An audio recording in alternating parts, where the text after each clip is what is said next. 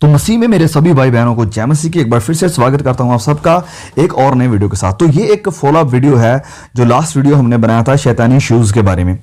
तो उस जो वीडियो में बहुत से हमारे मसीह भाई बहनों ने कुछ सवाल पूछे थे और एक नई अपडेट है इन शूज़ को लेकर, जो कि मैं चाहता हूं कि आप सबको पता चल सके कि हमारी दुनिया, हमारा संसार कहां तक जा पहुंचा है।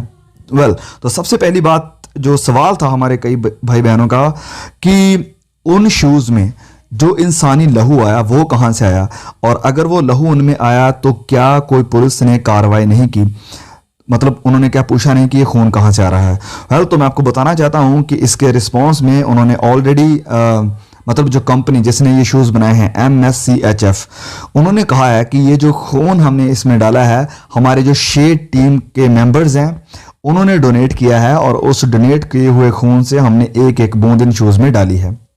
अब जो बहुत ही हैरान कर देने वाली बात है जिसको मैं आप सबके साथ शेयर करना चाहता था वो ये है कि जैसे आपको पता ही होगा कि उस वीडियो में कितनी गंदगी और उसके जो लिरिक्स हैं कितने भद्दे हैं।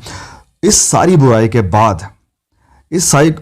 के बाद हमारी सोच ये थी कि कौन इन शूज़ को खरीदेगा, लेकिन हैरान कर देने वाली और परेशान कर देने वाली बात यह है कि इन शूज़ को 1 मिनट भी नहीं लगा सेल आउट होने में। मतलब अगर आप चेक करके देखेंगे वेबसाइट में तो पता है हमें ये देखने को मिल रहा है कि 1 मिनट के अंदर अंदर ये जो 660 पेयर इन्होंने बनाए थे, शूज़ बनाए थे, वो सब बिक गए। तो इससे ये जाहिर होता है कि इंसान की और हमारे लोगों की जो सोच है आज वो कहां तक जा पहुंची है। मतलब बुराई को लोग इतना प्यार दे रहे हैं कि मतलब भाग कर गए, दौड़ कर गए इन चीज़ों को लेने के लिए। और एक काफ़ी फेमस सिंगर है माइली साइरस, उसने भी अपने इन शूज़ को ख़रीदा और कुछ तस्वीरों को शेयर किया कि यस मैंने भी इन्हें ख़रीदा हुआ है, ये शूज़ ले लिए हैं। तो वाकई में जो बुराई है अपने पूरे स्तर तक पहुंच चुकी है। तो एक बात मैं यहाँ पर जो कहना चाहता हूँ वो ये है कि मसीह होने के नाते और बाइबल पढ़ने वाले विश्वासी होने के नाते एक हमारे क्रिश्चियन थियोलॉजियन रहे हैं, उन्होंने बहुत ही बढ़िया बात कही थी कि अगर आप बाइबल को पढ़ते हैं, अगर आप बाइबल की सच्चाई को जानते हैं, बाइबल की भविष्यवाणियों को जानते हैं, तो आपको जो संसार में हो रहा है इसे देखकर हैरान होने की जरूरत नहीं है। तो हम जानते हैं कि ये अंतिम दिन है और बाइबल में जो लिखा है वो पूरा होना है। और यस, हम बिल्कुल यकीन मानते हैं कि प्रभु यीशु का आना अब दूर नहीं है, क्योंकि बुराई इतनी बढ़ती जा रही है कि मतलब सब हदें पार हो चुकी हैं। और इसलिए हमें वो बाइबल का वचन याद आता है यशायाह अध्याय 5 वचन 20 में, जहां पर यह लिखा हुआ है कि हाय उन पर जो बुरे को भला यानी बुराई को भला कहते हैं और भलाई को बुरा कहते हैं, जो अंधियारे को उजाला और उजाले को अंधियारा ठहराते हैं। तो यहां पर कहने का मतलब है कि बुराई को लोग अच्छा समझ रहे हैं, बुराई को लोगों ने एक्सेप्ट करना शुरू कर दिया है, लेकिन जो भलाई है, जो उजियाला है, जो रोशनी है, उसे लोग आज ठुकरा रहे हैं।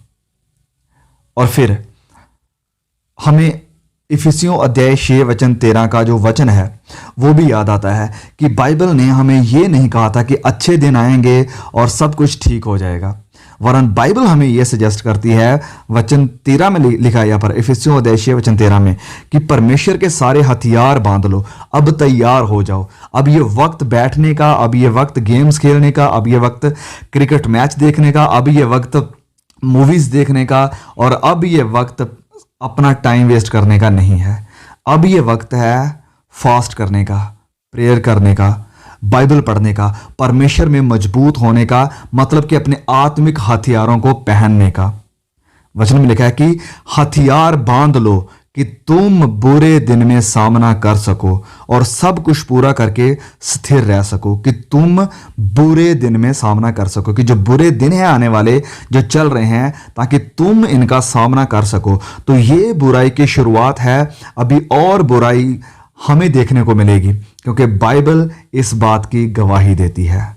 इसीलिए मेरी आप सबसे रिक्वेस्ट है, जो भी हमारे मसीह भाई बहन है, जो मेरे जवान मसीह भाई बहन है, जो अभी भी स्ट्रगल कर रहे हैं पाप के साथ, गुनाह के साथ, पोर्नोग्राफी के साथ, सेक्सुअल सिन के साथ, अब ये वक्त है कि आप इन चीज़ों के साथ खेलना बंद कीजिए, तैयार करिए अपने आप को। अक्सर मेरे मसीह भाई बहन बोलते हैं, पूछते हैं कि हम अपने आप को आत्मिक तौर से कैसे तैयार करें। वेल, तो 3 चीज़ें हैं जिनसे हम अपने आप को तैयार कर सकते हैं।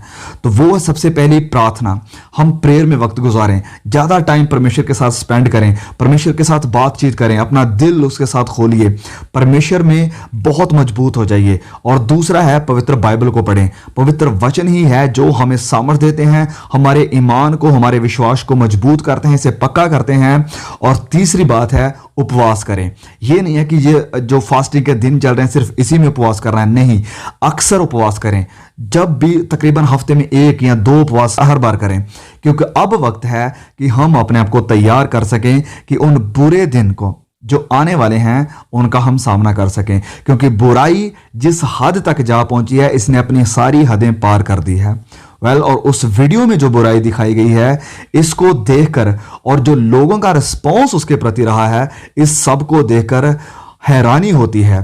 बाइबल बिल्कुल सही थी कि बुरे दिन आने वाले हैं, लोग बुराई से मोहब्बत करेंगे, लोग बुराई से प्यार करेंगे, और वैसा अब हो भी रहा है। तो हमें परेशान होने की, हमें दुखी होने की जरूरत नहीं है, क्योंकि हमारा विश्वास प्रभु यीशु के ऊपर है, इन पवित्र वचनों के ऊपर है, जिन्होंने कहा है कि ये सब होगा और ये अंतिम दिनों की निशानियां हैं। ये निशानियां हैं कि अब परमेश्वर जल्द ही इस सारी बुराई को खत्म करने के लिए अपने बेटे मसीह यीशु को दोबारा भेजने वाले हैं।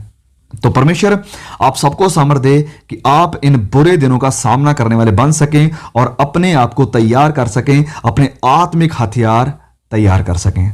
सभी को जय मसीह की।